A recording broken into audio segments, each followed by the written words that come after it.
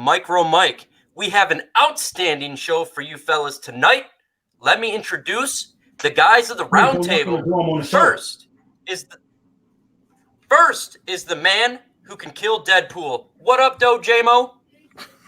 Wow, what's good, man? I like that I got talents and abilities like that. Look at me on, the man that can kill Deadpool in the world. Secondly, we have the man who can be at both ends of a rainbow. What up, though, Noble Sports? What it do, baby? What's good, Noble Sports? All right. What it do? Lastly, some kids can drink milk straight out of a carton. The next guest can drink milk straight out of a cow. What up, though, Luke B? What up, though, Mike, man? Glad we get ready to do the show, man. Let's get it. All right, man. Hey, Luke, can you do me a favor and not drink milk out of a cow, but go ahead and do roll call for us? I got you, man. He got me up here drinking milk straight from the cow, man. The savage he got me. All right, we got Dr. Dirks, James Willis. We got General G. Berry, Bug Spray, the 12th Man Pride, George Morgan, James Tansley, Adam Buckner. I hope I said that right. Them the names I see so far. Welcome. Thank you for being here. We got 17 in the chat. We already got 9 thumbs up. Make that 10. Let's see if we can push that thing even further to 100% and get this show going. Okay, we got something for you today. Folks, we have a good one for you. So let's just begin right now. Damian Snacks Harrison scored a new contract last night with the Lions. What is your thoughts about this, and how does it affect the Lions, J-Mo? My thoughts on this is it's something that I expected to happen. It's a good move. Now, it eases Snacks' mind a bit. I still feel like he's grossly underpaid, but it's a team-friendly deal. It's a good deal. $6.8 million guaranteed this year, $6 million guaranteed next year, and he's getting paid $8 million. Then the last year is $11 million, and we can get rid of him at that point. So it's just a good thing for the morale. But Bob Quinn has been signing up everyone, so we got our core people, and Snacks will be here for a couple of years. Absolutely, man. Absolutely. It was something we expected. Now, Luke G, you really hit the nail on the head when we talked about this months ago about the contract if he get extended, Mr. Snacks Harrison. Tell the folks and repeat what you said, literally, Luke's G Nostradamus. Yeah, what I said was that if he get a contract based on averages, he's going to be roughly around 12 million, which is a good signing period. You want to get between 12 to 14, preferably 12. 14, I will walk on that. But if you get it at 12, that's way more cap friendly. And what do you know? They get him close to 12 million. So, hey, I'll take it. That's what we want to be at. We want to make sure that it's a cap friendly deal, especially for a guy that's getting up there in the age group, and it gives you an easy way to get out. But that was my assessment, that they were going to get them between 12 and 14, and 12 was the benchmark for me for cap friendly. Absolutely, man.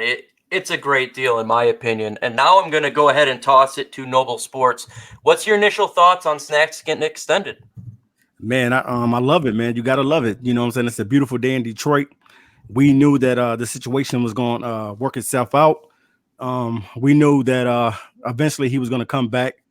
And it's the right deal at the right time, man. The management did an awesome job of being able to negotiate with him because, like J-Mo said, he is grossly underpaid. And he should be definitely one of the top paid defensive linemen. But the Lions got him on a great bargain, and I'm glad that this situation is now behind us. So now we are probably going to get the best of Snacks, and it looks like we got a year out of him out of this deal as well too. So I'm really go ahead. Go ahead, no. Yeah. I'm really ecstatic, man, about bringing back Snacks, because now that door is closed, there's only one more big giant to close, and that's Slay. So definitely, man, I'm loving that the Lions finally got this thing done, and we can head in the right direction, and we can start buying into what we really trying to do, and that's win some football games this season. All right, lateral pass to J-Mo, man, because he was going to say something. Yeah, no, the level that Snacks is underpaid, like, it is just ridiculous how horrible horribly underpaid he is. I almost feel bad for the guy because when you consider he's the best run stuffer in the NFL, how do you win in the NFL? Stopping the run. So you have the best ability that will lead to winning football games and Super Bowls, and you're the best at it, and you get paid $6 million a year. Like, that's terrible.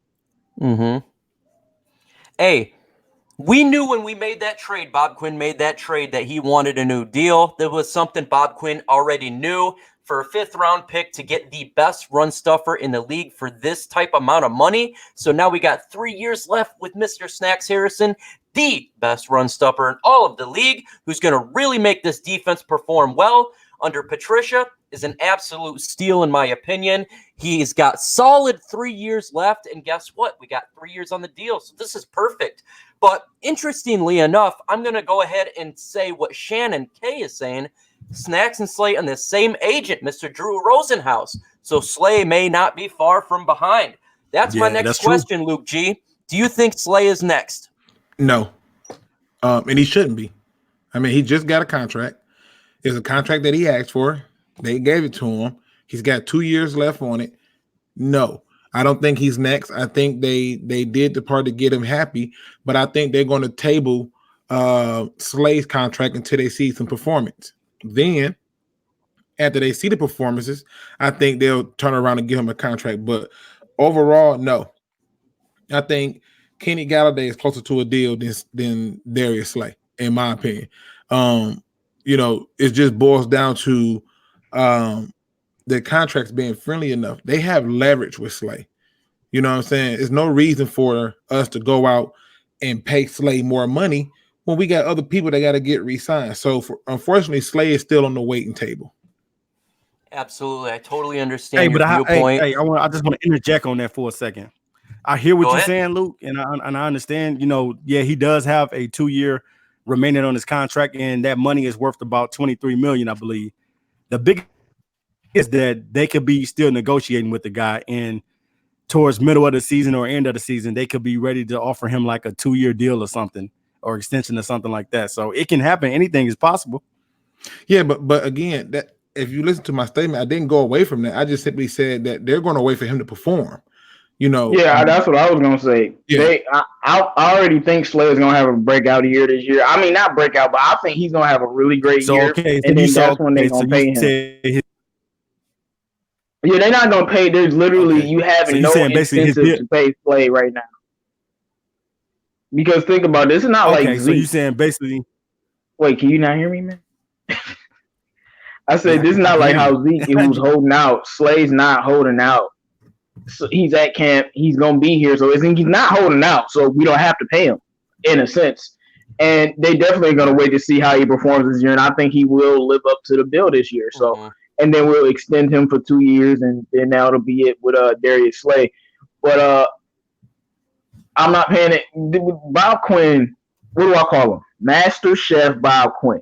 When you're a master chef, you shore up one of your best defensive linemen and an extension on a team-friendly deal. You worry about cornerbacks, just like Luke, you said, you worry about cornerbacks and stuff later because you got to pay Kenny Galladay. You got to pay Kenny Galladay, and then other people are coming up. And I just don't think Slay is going to get paid until next offseason. I do think he's going to get paid, but it's going to be after this year. Absolutely. I totally understand that. And there's another aspect to this, and this will go into it. And I like it because it gives him motivation to ball out. It definitely gives him motivation. Exactly. You gotta but have here's another aspect of it. If they wanted to, would that start a precedent that they don't want to do, just simply giving extensions every player when they have 2 years left in the deal? Do you think that goes into it when it comes to Bob Quinn negotiating, Luke? Yeah, I mean, I don't think it's setting a precedent, but I think what it does is it does two things. It lets those people who perform know we're going to pay you. And those, like when you look at people who outperform their contract, they're going to say, we're going to pay you, but we're going to pay you within the scopes of our cap. And when I looked at Snacks, he was grossly underpaid for what he did. He outperformed that contract, even in the little bit of time he was here with us. You saw a team transform with him on the field. So that helps. Well, in the case of people like Darius Slay, they have to table his because guess what? you're going to have to perform. Okay. And I need to see that impact that I saw with Snacks for you to get that contract, because I know I still have 2 years on the books with you. So you can hold out, you can play like you hurt, but playing like you hurts your stock on other teams. So it's better for you to just play this year out, start out hot, we'll pay you. But if you don't perform, we're going to go and take care of the other guys, the Kenny Galladays, I'm drawing a blank on the guy's name at the moment. Good grief. It'll come to me in 1 minute. The linebacker. But they're gonna Jared Davis. Jared Davis. Thank you. I was drawing a blank on that dude's name. Like, for real. Yeah, no, but the thing about Slay is Slay and Snacks had even more leverage than Slay, but Slay has no leverage. Mm-hmm. And Snacks had a little bit more leverage because everyone, including Bob Quinn, knows his value to the team. And it's not like Slay value isn't huge, but we know we were giving up 130 yards rushing. Snacks came, we giving up 80 yards a game. That's 50 yards difference. So, Snacks came, we went from one of the worst defenses in the NFL. By the end of the year, we are top 10 rushing defense, 10th in rushing defense. And Slay doesn't have any leverage. Like I said, this is not a Zeke Elliott situation where a guy who's holding out and he's the best player on the team, so he can kind of, do what he wants. This is completely different. And Slay he's getting paid $12 million. He's gonna get paid, and I think he's gonna live up to the contract too that he wants to get. So I don't see a problem with it. I don't think we should pay him now before he does anything. Absolutely, and then he be on IR. I agree. Right. He was simply grossly underpaid. It was not the fact that he's getting paid pretty decent. Now, Snacks Harrison was getting grossly underpaid for what he was performing on the field. I think it was vital to go ahead and give him that contract and make him a staple on this defensive line to really make it come together. We all know how we win in the NFL. It's via lines, and now our defensive line is good to go. Everything is squared away. And to even make this news better, Mike Daniels practiced for the first time. That's great news. Now, yeah, that's awesome. That's awesome news. Luke G, do you think that they're going to play our starting defensive line, specifically Mike Daniels, tomorrow night? I think Mike Daniels gets snaps. A series, maybe 2. But I think Snacks, he's not going out there. There's no reason to put him out there. Trey Flowers, he's probably not going out there. Romeo Core, he's going to play some more, but a series or 2. So in terms of seeing that start in D-line, I don't think you get to see them, tomorrow. I mean, he's already talking about holding Stafford out, and a host of other teams in the division, the Packers, the Bears, the Vikings, all have said that they're not playing their starters in week 3. They're just not. So what I expect to see is a team who is still evaluating talent, who wants to be on this team and who don't. Earn your spot, or let me go ahead and show you where the door at. And I think that's what you're going to see. I don't expect to see too many starters out there, and it's interesting. It's interesting. So, Global sports, man. Do you have anything to add when it comes to defensive line? Do you want to see these starters play? Do you want to see specifically Mike Daniels play? Is this something, because we haven't seen the starting defensive line play yet, and there's a lot of concern when it comes to fans saying they're not getting pressure. They're not getting pressure. We heard it from Freep the other day that they're not getting pressure. Do you care about seeing them, or do you care about that? Do I care about seeing the starters? Mm-hmm. No, I really don't care about seeing the starters. The defensive line starting. The defense, okay. Yeah, I really don't care about the starters being, getting out there, whatever, because the thing is, we want to take precautionary measures, and we just don't want to just put guys out there just to put them out there, because we have a game to prepare for in Arizona that we're going to have to get ready for a running quarterback. So I definitely don't want to put these guys out there and risk an injury just to get a couple snaps, just so the fans can be happy. I know they want to see some of these starters get out there, but you have to take these measures, because you don't want guys like Stafford or other guys, even these guys on the defensive line. You don't want to see these guys go out there and get hurt on a freak play, just going out on one play and end up getting hurt or something like that. So I definitely think that that we're doing the right thing by holding some guys out on the defensive line. I do like Luke G said about Mike Daniels. I definitely think that Mike Daniels is going to get some snaps because he needs some snaps. He need a few snaps out there just to test the waters out there. So I definitely think that a couple Romeo Okora as well. He probably is going to get back out there, but I really don't see Harrison getting out there. I really don't see Trey Flowers. There's no need to get those guys out there right now. Let these guys that's trying, because you got to think about it like this, Mike. Guys are trying to position themselves to win spots on the team.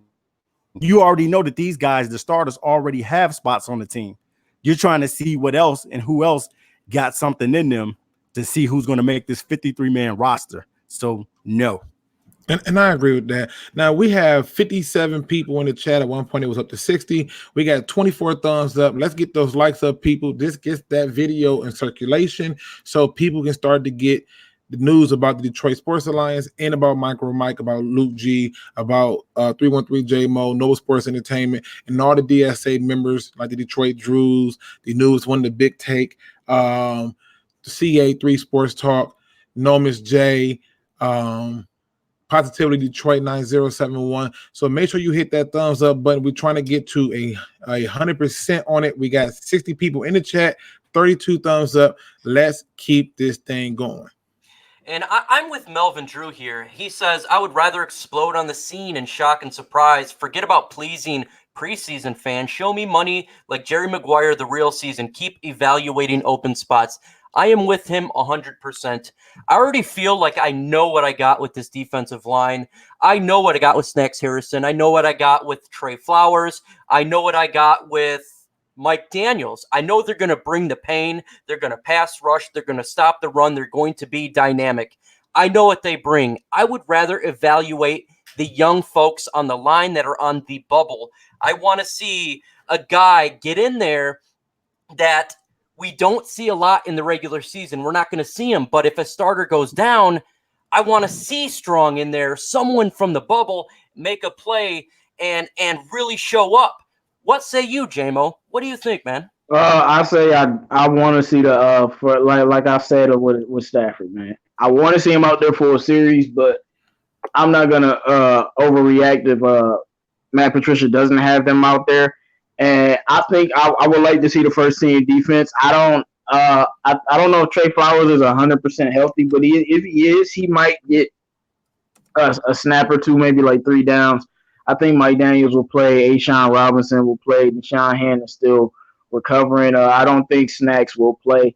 And I would like to see Jared Davis and Jelani Tavai and Devon Kennard, like all 3 of them out there just for a series, because Slay will be out there. Like our starting safeties and stuff will be out there. I just want to see the defense for one series or 2, and then just packing in, because everyone says, well, I want to see all of these other guys and I want to see this guy and that guy. Well, you can see those guys in the second quarter, the third quarter, the fourth quarter, the fourth preseason game. Sometimes you need to sometimes you don't need to, but you get your starters out there and just see what they're capable of for a series. I mean, we did it with the first team defense in the last game. We saw what they did with a series, and then we had all the backups play. So, and we have a tech issue really quick. Noble got kicked out. He'll try to get back in right now. And Noble, are you back in, buddy? Yeah, it looks like I'm back. All right, man. All right. So we're going to expand on this and not just talk about the defensive line starters. Let's talk about the offensive starters. Luke G, do you want to see any specific offensive first-string starters play, or are you okay with resting some of those players, or do you really want to see them suit up? I think for me, the one guy I do want to see offensively starting is the offensive line, but the more importantly, I do want to see what our starting receiving core looks like with whatever quarterback we put in. Right. And the reason I want to see that, because I know what my tight end is going to bring, but I want to see how the defense of the Bills respond to that receiving core set. How are they going to attempt to tackle that problem? And what kind of routes are they specifically having them run? I kind of want to see that a little bit, but if I don't, I'm not going to die, in my sleep over it. Like, yeah, I can't believe I didn't get to see it. So overall, for me, I just want to be able to see some semblance of maybe one series where they run a route and I can kind of see like, oh, that's a complex route or not. But if they just come out and they don't do nothing, it's no big deal for me. For sure. Totally understandable. Heart of the city, JMO. What do you think, man? Is there any specific day one starter you want to see? Or are you okay with them rolling in second, third stringers? I want to see. Okay, so I have like certain amount of plays, a certain amount of players. Like carry on, 2 to 4 runs. That's all I need to see. Marvin Jones, I need to see you out there for at least 2 plays. Kenny Galladay, a couple plays. But besides them, I want to see Danny Amendola maybe for the whole first quarter. Honestly, it would be nice to see him. And I want to see T.J. Hawkinson somehow. Hopefully, David Fells can get him the ball. But I want to see if they're gonna use one of them 3 tight end sets. Just throw one wrinkle out there. But mainly, I want to see the receiving core, and I want to see C.J. Anderson a little bit too, though, because them first 2 games when he came in that first game, he got like 3 yards, but we ain't really seen that. So I want to see how he runs behind this offensive line because he will have a factor on this team. I don't think Ty Johnson, I don't think they're gonna use him at all. It'd be nice to see him, but I don't think they're gonna use him at all. Now, Noble Sportsman, any offensive weapon, day one starter you want to see tomorrow night, or are you okay with backups? What do you want to see, my man? I do want to see. I would like to see the first receivers. I would like to see all of those guys get out there just for a couple plays. You know, I'm interested in seeing the sharpness of Kenny Galladay. I want to see how Marvin is looking out there. I want to see how Jesse. I really want to see how Jesse James is going to look too. I want to, because he's going to be one of our main guys as well, and I want to see how he will be utilized. 2 tight end sets. I want to kind of see a little bit of how those guys could be used out there, him and Hawkinson. But more importantly, I do want to see a little bit of carry on. I'd say probably like 2 or 3 carries, nothing more than that. But I think that's about it that I really want to see on offense. There's not too many other things I really want to see. I know what Matthew Stafford brings to the table. I want to see the quarterback play well. Yeah, I was just about to say that because I was going to my Matthew Stafford spiel and I was going to talk about David Fells. I definitely want to see Fells and how what's the name is going to respond in this game, because Fells I got to give him credit. He did play a lot better in the second game, but can he do it again? That's the biggest thing and the biggest thing that I want to see in this third preseason game. Well, honestly, I do believe he'll be able to do it again if they have the first team offense out there. Well, again, I want to reiterate. We got 65 people in the chat, 38 likes. Let's get those likes up, people. We got some new names in here I never seen. The Nixter Gaming, I never seen that name before. So welcome to the show. But make sure you hit that like button, get it out there. And Tyler brings up a good point. Make sure you subscribe to Micro Mike, because if you don't, you are missing out. This man is phenomenal. He does a lot of phenomenal things. But don't just stop there. Make sure you hit that button on 313 JMO. Make sure you hit that button on Noble Sports Entertainment, and certainly hit that button on Luke G's Field Review. So once again, we up to 41. Appreciate it. Let's keep it going, people. Maestro, the show is yours, man. Okay, man. Can I respond to a comment? Yeah, go ahead. Gary said, wasn't there an interception problem first game last year? Stafford needs a couple quarters. So when he played in the preseason last year, that didn't get him ready for the first game? Because he played last year. Have any bearing on his performance, and I don't think that would. And also, I mean, when people know your plays, it's pretty easy to get interceptions. But. And I just kind of want to remind some people of some things. Wait, Cam Newton there's been a switch in the approach that teams are taking, and that switch is joint practice. They are considering that their game speed. The joint practices. They're not being willing to risk starters for the sake of views and TV and other stuff. So what you're going to start to see is as more of the joint practices pick up, you're going to see less starters in the preseason. And for the NFL, it's bad for them because they're like, we're losing money because people pay to see a Patrick Mahomes or an Ezekiel Elliott. Well, joint practices are destroying that. And that's the thing you're going to see. You're going to see joint practices now taking place in that. You don't have to worry about game speed picking up. You don't have to worry about any of the other stuff. It's just joint practice. Keyword, joint practice. They had one with the New England It also does depend on the team because some teams are using their starters today. They're starting QBs and they're starting defenses. So it depends on the team. But most teams are going to lean towards not playing their starters. And the ones who are using their starters are doing it because their offensive coordinators are just freshly new. I'm talking about out the box new. Like the Dallas Cowboys had their starters in because Kellen Moore has never been an offensive coordinator. So yeah, I'm looking at the Jaguars-Dolphins game. They got their starters out on both sides. Yeah, because the Jaguars need all the reps they can get with their new offensive coordinator, which is, I believe, the guy Hackett or no, not Hackett. What was the guy? I forgot the dude's name. It was some dude.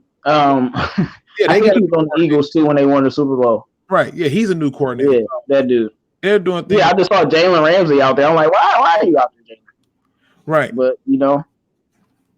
And when it comes to the starters on the offense, I'm not gonna lie. I'm gonna be a fan here, and I do want to see them play, and I want to see just at least one drive for Matthew Stafford, first drive, wherever the ball's at. Again, I've been saying it every preseason game. Take the ball, go all the way to the end zone and score a touchdown. Because I just want this narrative that we're starting slow like we did in the last couple of years to finally end. Me and JMO seen this team in person. We've seen how well this offense flows with Matthew Stafford and the rest of the starters. And I think a lot of the fan base has not seen that yet. So they don't know what's going to come out. I know what I saw. I know how smooth the offense rolled. I know how open that TJ Hawkinson was and for the rest of the players. And I want to see the whole fan base, the whole league see this. See how well this offense is going to be smooth with the complementary run, with Kerryon Johnson and the rest, with our wide receiver and tight end group. I want to see it as a fan, and I want to see it as a big smile. And I sit back and I see the fan base go, oh, wow, this is what the DSA folks are talking about. This is legit. That's what I want to see. Some fans might wonder, like, why we hype up TJ Hawkinson or Jelani Tavai or Amendola. I mean, I had everything, my expectations of TJ and what I thought. But when I actually saw him with my eyes get open against anybody on our team, and I don't like to say that about our safeties and corners, but it is what it is. I'm like, okay, yeah, he's different. We got something special. And what Mike was saying is right. A lot of you guys had not seen some of the players do things in these joint practices or training camps, so you don't know what's in store. But it's a lot of good things in store. And I know with Bevel, the way he ran that offense with David Fells, that's what I'm paying attention to, because I want to see Bevel run the offense with Fells, with the starters, and see how good it looks if Stafford doesn't play. Because they'll give me the idea of how good the offense will be. Because the Bills got a good defense, and they're going to have a good defense this year too. And Luke G, I know you're about to say something, so go ahead. No, I was just going to say we had 67 people in the chat. We got 46 likes. Can we get those likes up, people, and keep this thing pumping in the right direction? Also, I'm seeing a lot of new faces in here. Welcome to the show. Make sure you hit the like and subscribe button. I promise you, you're going to wish that you don't miss out on anything. In terms of some of the things I'm seeing, like from First Black Man on the Net, who says that they won't see nothing if it's vanilla, right? Absolutely. Let them think that this vanilla offense ain't got nothing going on, and then you mix in that little Neapolitan, little chocolate, little strawberry, and they realize they was asleep. They was like, okay, we slept on them. So I want them to be asleep. I want them to feel comfortable. You know, it's funny. The Bevel plays for Ty Johnson are going to be amazing in the regular season. What do you mean? I mean, the creativity and the creative plays that he's going to call for Ty Johnson out the backfield. Because, I mean, I've watched Seattle the last few years, even with Bevel. I mean, he's very, very creative. And it's just going to be a matchup. It's going to be a matchup problem. Well, I mean, again, it's one of them things where you just want to make sure that you are not forcing stuff. I mean, here's the thing, people. Business as usual would have been the Lions trying to show the fans up front um, what we have in preseason, just to get into the regular season with no plan because they don't show some of the best stuff in preseason. That's not business per usual. Business per usual not said, I'll think about showing you something, but I'll do it after I evaluate the talent and the games count. There's no need for us to force putting in starters and people who we know gonna show up and perform. I mean, is there any doubt Right. Slade gonna show up and perform when it's time for him to do it? Right. You know, like, come on, like And, something that, and self-explanatory. go ahead, Luke. I'm sorry about that. No, go ahead. You good? Yeah. So basically, too, you know what I'm saying? You know, when you guys know that it's the preseason is about evaluation. You know what I'm saying? Just like I heard Patricia saying when his last interviews, he said that we are trying to get game tape on these guys so we can evaluate what guys we're going to have to, you know what I'm saying? We're going to have to get out of here. And some guys. So keep that in mind, guys, that the preseason is about evaluation. We already know that the starters, and we already know what these guys are capable of doing, even though we as fans have the hunger and the desire to see those guys out there, the first unit. We know what those guys are capable of doing. So we don't want to get any of our guys hurt. But at the same time, too, we also want to make sure that we're looking at our talent on our team, because one thing that we have emphasized this season, depth. We have a lot of depth on this team, and I want to see it. And I think you're not really going to see the depth on the team until somebody actually in the regular season gets hurt or something like that, or, you know, they're rotating guys in and out on different plays or whatever in different schemes. That's when you're going to see the depth and the growth of the team. So that's something I definitely believe in the preseason. And you made an excellent point in there talking about how the preseason is evaluating individual talent. And this brings me to my next question. When it comes to tomorrow night, is there one specific player you're paying attention to, whether it be defense, offense, whether it be special teams, first, second, or third strings? Is there one specific player, Luke, that you're going to pay attention to and keep an eye on throughout the whole game? Don't steal my player. But I have a feeling you'll take him. Don't steal him. In all honesty, there are two people I'm going to be paying close attention to. On defense, I'm going to be paying really close attention to Will Harris, because he's going to get significant playing time in this game. And then on offense, I'm going to be paying a huge eye on that left guard position of Joe Dow, because it's looking like he won it already. So, you know, I just want to be able to make sure I keep an eye on them too, because those are people that I want to pay attention to. I've always been looking at Anthony Pittman, and I think he's done a very good job of getting better and better. So, you know, I can't even complain with that part. But for me, Will Harris and Joe Dow are the people I want to see. Mm-hmm.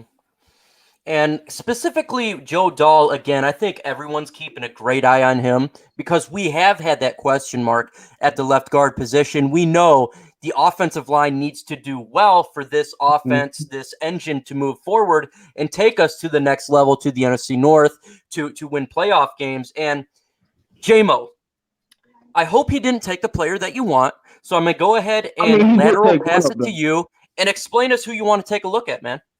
Well, on defense, Jelani Tavai again. If he play, I think he'll play again. And the other person I was going to say is Will Harris, because as Luke said, I know Will Harris is going to get a lot of playing time in this game. So, and I just want to see Jelani Tavai do the same thing he did for a series, go sit on the bench. That's all I want to see, because that consistency, I know Luke was talking about, it would be like the old Lions to, you know, show something. Well, the Lions have been showing Jelani, and he's been balling out. Of course, he has to get reps and stuff because he's a rookie, but they've been showing him and he's been playing well. So I'm definitely looking forward to him. And on the other side, I'm just looking at the backup quarterbacks in general, and I'm paying attention to whoever is returning kicks. Because I think we haven't really done nothing on special teams in the preseason. We've done something on both sides of the ball except for the third base. So I would like to see something. You know, nice 30-yard play. Don't have to be a touchdown, but, you know, something. Just a little bit of excitement, a little bit of energy. I'm going to go ahead and pass it now to Noble Sports. Is there any specific player, I guess it could be one for defense and one for offense, that you're really paying attention to tomorrow night? Noble, who you got, man? Yep.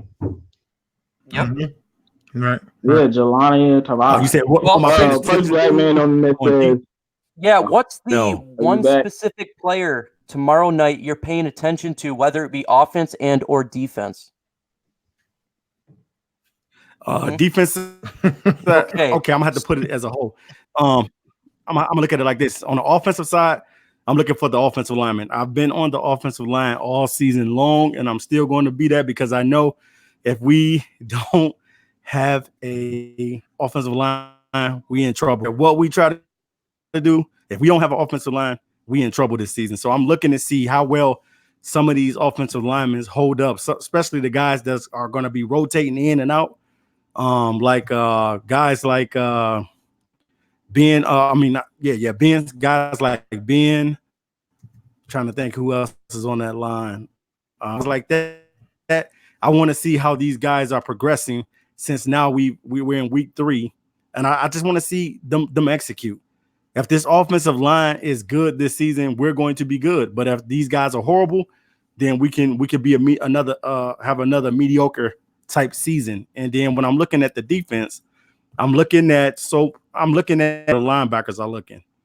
I want to see these guys make some plays from the linebacking position and being able to hold up in coverage against tight ends. That's one of my main concerns and what I see going forth throughout the remainder of the preseason. I want to see how well these guys hold up against tight ends.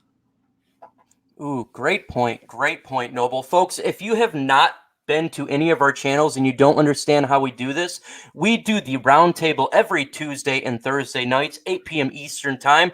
Always join us. We do pre and post shows for all Lions games, and we drop videos all the time. Now, the one player that I'm really, really paying attention to, and I had to think about this initially, but I actually read an article. Yeah. And the player I want to see is due to this article. The article said that the Lions completely botched the wide receiver position, and Bob Quinn did not do well at that. I want to see Brandon Powell because I think that is ludicrous to think that we botched it. I believe the Lions wide receiver position is just fine. We have Kenny Galladay, we have Marvin Jones, we know that we have Amendola. And I think with Curse going down, I think Brandon Powell can be implemented in this offense and used really well when it comes to plays like the jet sweep, when it comes to Amendola plays down in the middle for a third down. I think he's fast. I think he's speedy. I think he can catch the ball. And I believe we can use him this year on offense, not just as a backup. Maybe we decide to go 4 wide outs. But I believe in him. I believe that he can really help this offense. And I'm going to keep paying attention to him as I've seen through week 1 and week 2. His hands are really well. He's got soft hands. He catches the ball when it's thrown to him, and he has really turned up his speed and can break ankles. And this idea that the Lions do not have wide receivers, to me, is debunked specifically with the emergence of Brandon Powell. And I know I got laughed at when I said Brandon Powell could emerge, but I believe that he can. I think his speed is much better than it was last year. His versatility is better. I believe he's more confident. When you look at him doing his route running, it's much better. And that is the player. Hey, Mike. Go ahead, JMO. I hope my children look at me the way you think about Brandon Powell.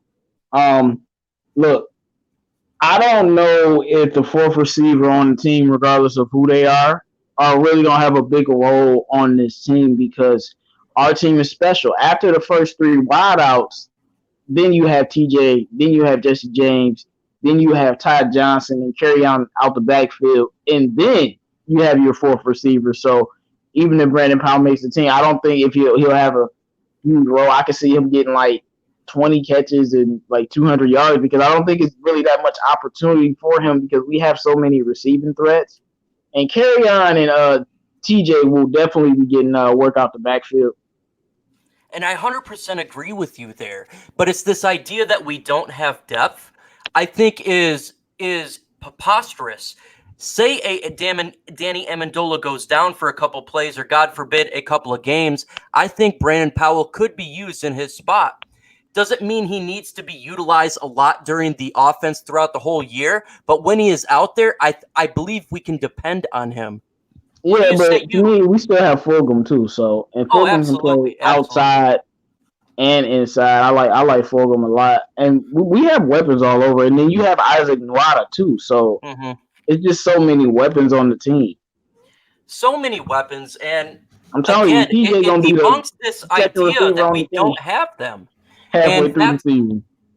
that's what I'm paying attention to, because I keep seeing these articles saying we don't have depth.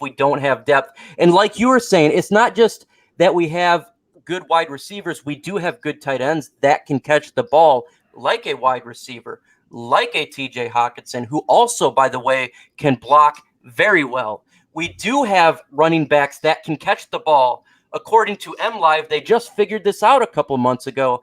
I do believe we have the weapons, and this idea is debunked. And that's what I'm paying attention to Brandon Powell, to kind of stop this, because I know what His we got name is with Kenny Langston. Galladay. I know what we got with Marvin Jones. I do believe Danny Amendola will be used fairly well this year. And if he keeps doing what he's been doing in the preseason, that should at least stop the idea that we don't have any depth at wide receiver, in my opinion. I mean, but it probably won't. And the reason it won't is because when you're struggling to write a story, you make them up. And True. that's what the media does.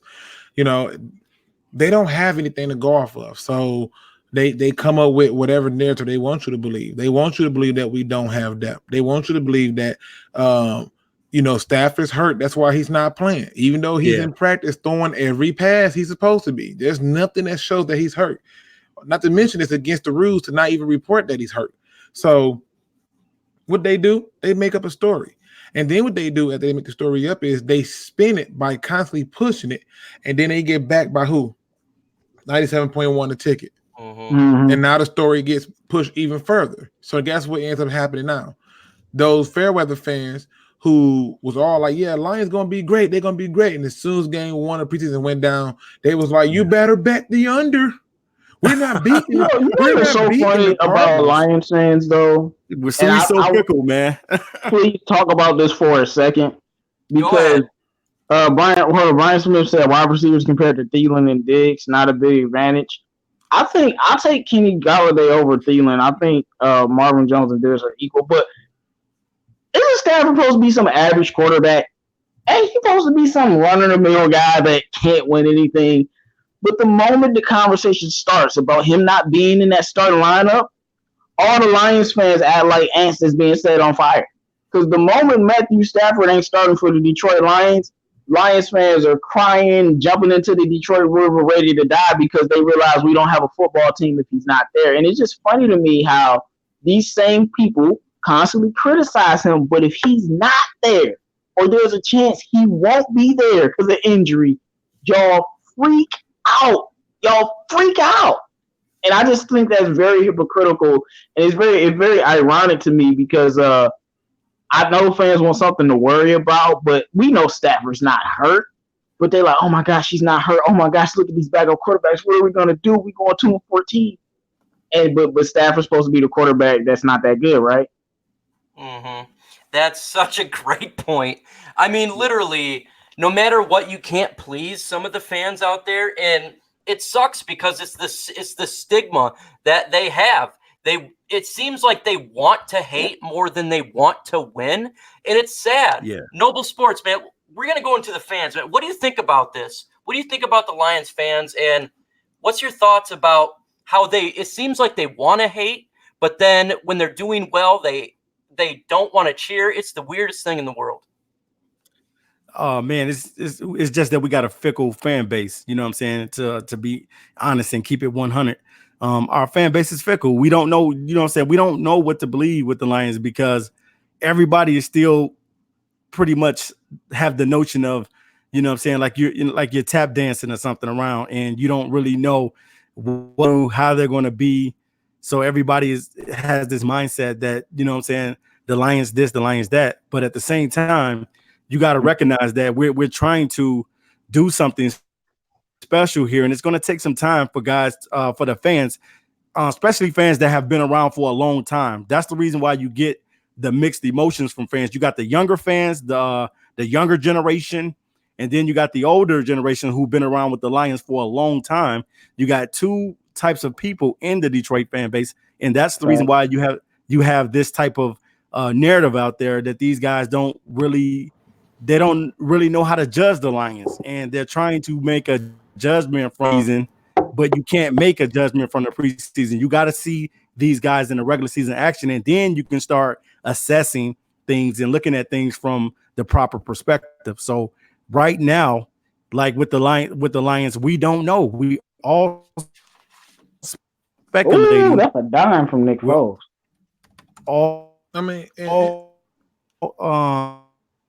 We all, and I want to say this too. It was something that Kenny Golladay said to the Free Press. He said this. He said, I feel like we're going to be explosive on offense.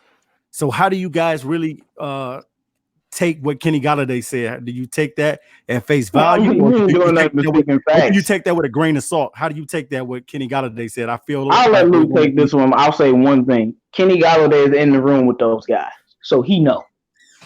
Yeah, I mean, but I think that it's not even matter if you got to take it at face value or not. I mean, because at this time of the year, that's what football players or any athlete do when the season just getting ready to get started. They all see all the right things. But I think where we're starting to see is there's this trend of trauma for Lions fans. There's this serious trauma that Lions fans have, that the first sign of trouble, they want to just scream out SOL because it makes them feel like, okay, at least I know it's the same old Lions. That's what they want to say. And this trauma is so funny. It's like they don't want to win, but they swear they do. But I mean, again, that's why I had this. I did that one podcast where I basically just went off and I was like, what kind of fan are you to want your team to tank? But then you get mad when they're a loser. I don't understand the mentality. How's that a winner's mentality?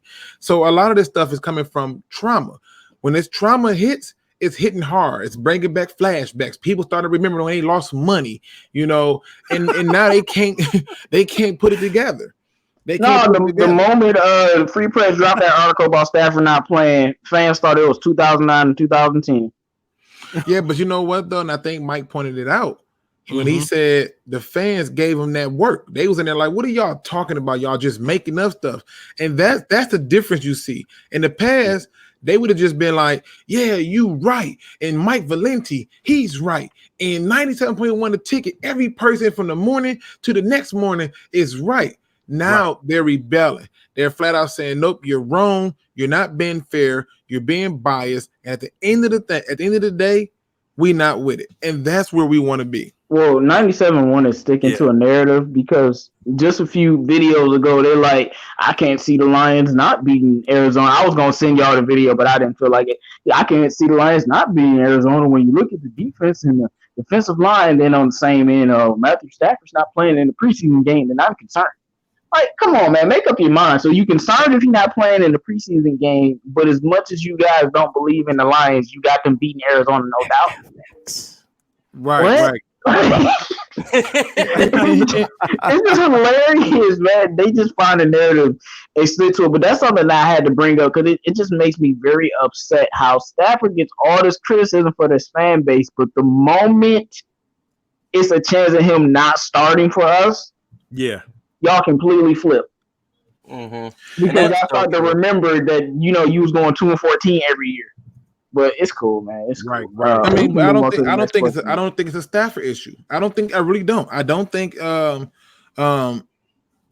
don't think that it's a Stafford. I think what it is not necessarily a Stafford issue, but instead I think that it was more of a, we are uncomfortable in our skins to root for this team openly, and like I said, there's this trauma that comes with being a Lions fan. We're getting your hopes up, but a lot of the time those fans don't realize they got their hopes up on false information. Okay, they was getting their hopes up like, I heard according to Pro Football Focus that Frank Ragnow never gave up a sack, but they never asked the question of how many centers in college really give up sacks, especially in a spread offense. So these little things is what they don't go by. They're so traumatized by the media hyping them up. But when the media start talking bad, they just go with it. Well, but still though, like I said, when I'm on Twitter right now arguing with Lions fans today because they worried that Stafford might not play and that he injured. And I'm like, are you serious? Like, really? The narrative, like Dave Burkett got to these people. I talked to 5 separate people. I'm not lying. Yeah. Like, That's crazy. about this, I'm like, y'all are tripping. You know, I just did a video about Brickhead, and I tried to debunk the idea if Stafford doesn't play. Look, Brickhead, look, 12 starting NFL quarterbacks has not done a snap yet. That does not mean 12 starting NFL quarterbacks are hurt. That means that the teams don't want them to get hurt. So Stafford not playing does not mean he's hurt. This is bizarro world and a Brickhead the media. type I feel like the media, they're scared because I feel like they feel like deep down in their heart this might be that 1 year. So at every turn, they're trying to find something to tear down the season, or they're trying to find problems. All they've been doing is trying to find problems with the team. Mm-hmm. Because what was they talking about? Yeah. Do y'all not remember just a couple months ago how greasy they was talking about T.J. Hockenson and Jelani Tavai? Mm-hmm. I mean, they were killing these guys. Just 8th overall. Oh, he's too high. Jelani, who is this guy? Like, he's from Hawaii. He probably can't play. Now, Jelani Tavai and T.J. Hockenson is the best 2 players out of the rookies, and we see what they do.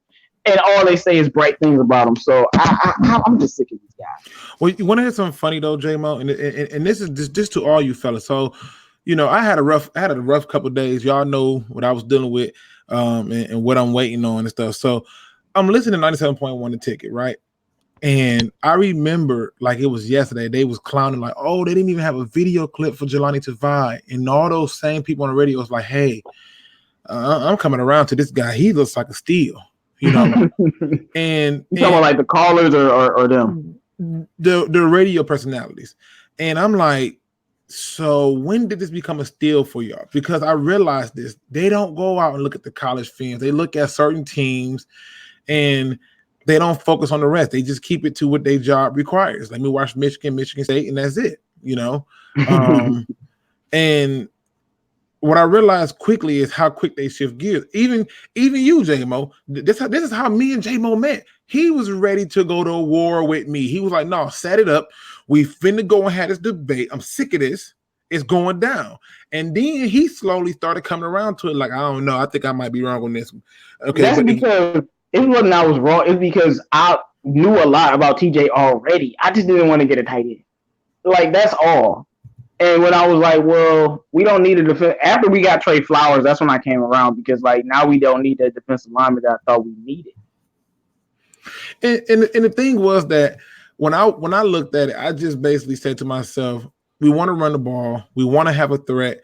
There's a clip on Twitter right now that shows Stafford in practice with TJ, and he just basically does his best Anthony Davis impression, just bodying everybody at the back of the end zone, making toe tap catches and everything. And it's just, I just keep trying to tell people that you have to have an out. And when people try to debate me and say, oh, well, this is not true, or this is not the case, or we don't have a backup quarterback or anything like that, I just sit back and I just say, you worried about the backup. I need for the starter to do his job.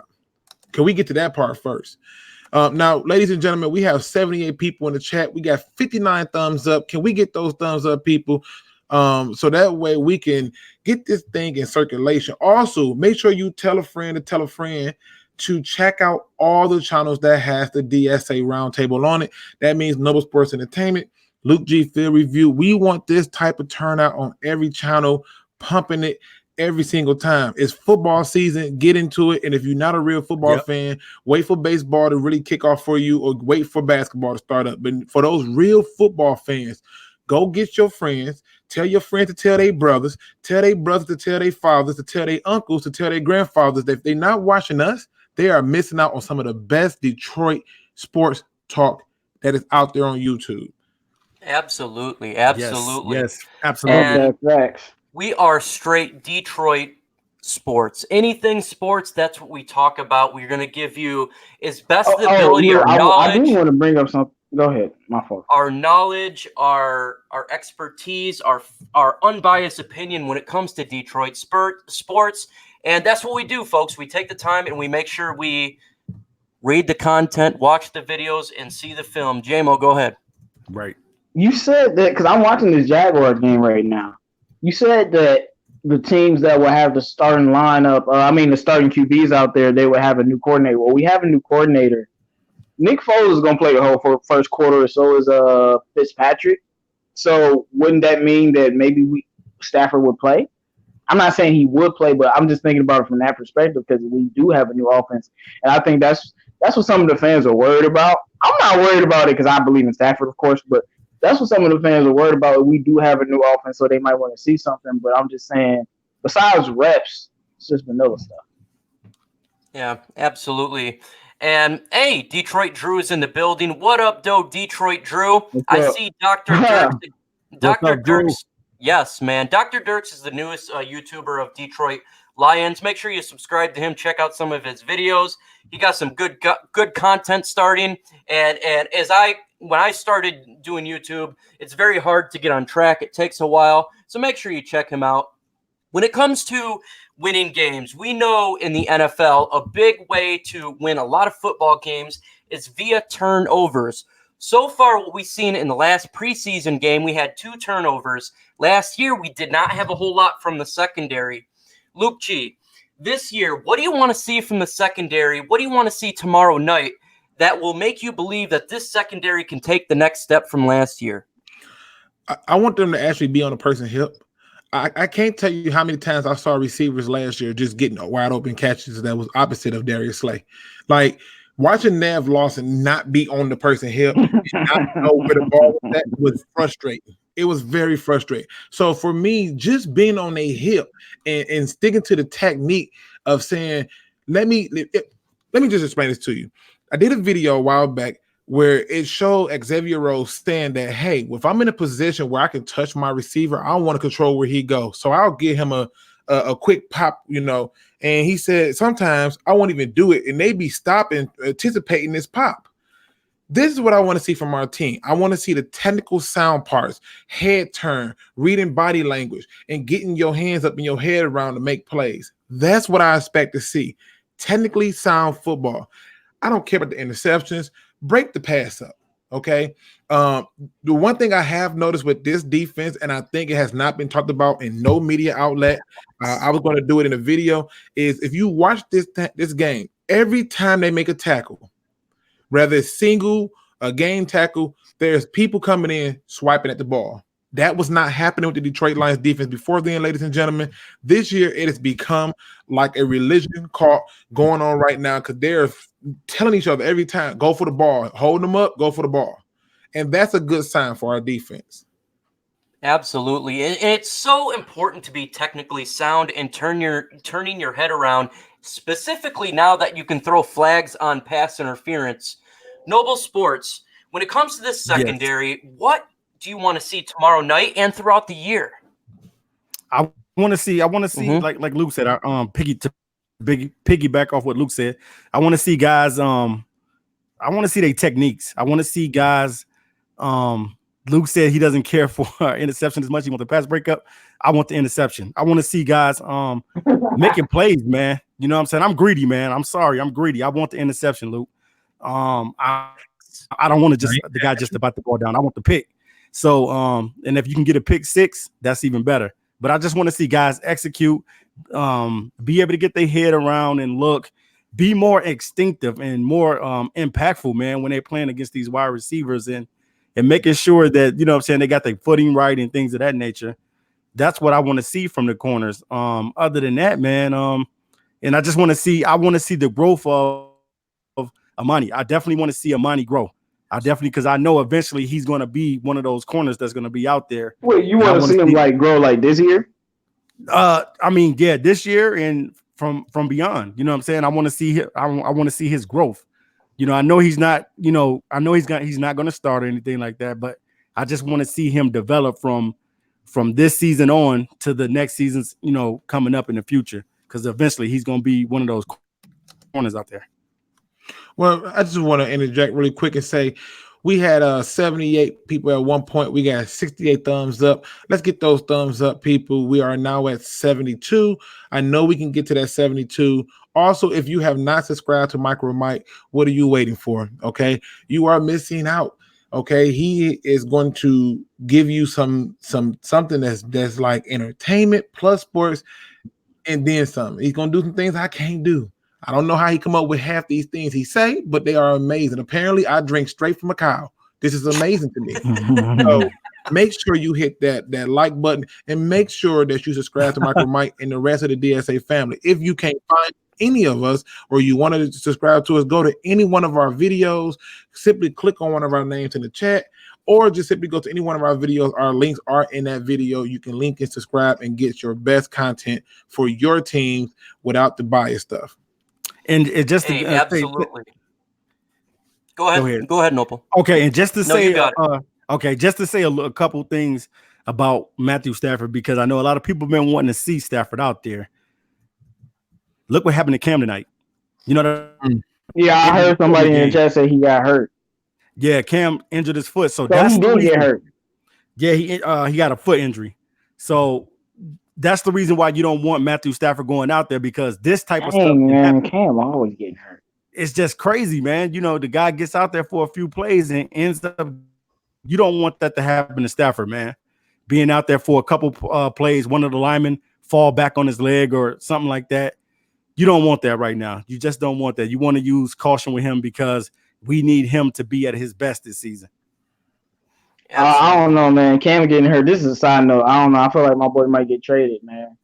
He keep getting hurt. That's not good. But wow, with the secondary though, that's weird too. We don't know what we getting out of him. One day he come in looking like he finna take you through a nature walk. The next day he come in looking like he's Rosa Parks. I don't know what to do with Cam Newton, man. Hey man, that's my boy, man. Like I always stick up for my brothers, man. I feel bad for my brother. Like, why y'all even put him out there? Like, he wasn't even.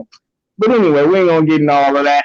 Why I start getting mad at these NFL teams? Yeah, they need to be paying. Because I think like a quarterback like Stafford and Cam is different. Stafford never gets hurt and plays through an injury. Cam misses games.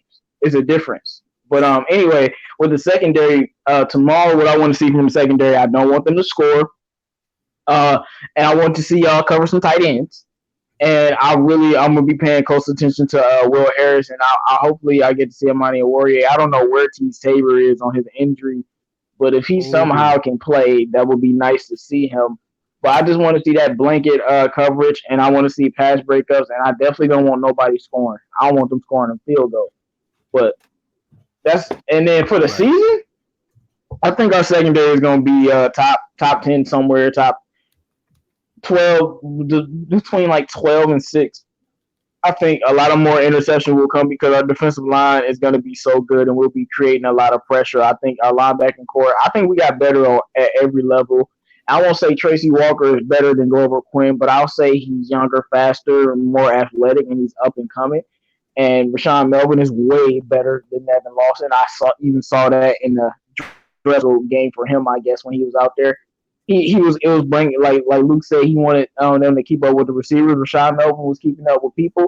And then the slot, we just got, nobody's talking about Justin Coleman anymore. I was just about to. You got Justin Coleman, y'all. That's the one guy I'm going to be paying attention. When it comes to secondary, they don't forgot about that. It's like, I think we got Mike Daniels. Like, they forgot about every other free agent except for Trey Flowers. Hey, I'm not forgetting about Coleman. That's the guy I'm watching tomorrow night specifically because, look, he's going to be on the field a lot. He's had an up and down camp per reports and what we've seen in preseason. And I want to see him clear some of the mistakes that he's been making up and kind of start to really understand this defense a lot more. It feels like if he can really start to step up a little bit more, the secondary, I believe, could really jump because, again, he's taken the Nevin Lawson spot or Never Lawson. And you got Rashawn Melvin, a new corner up in there with Slay.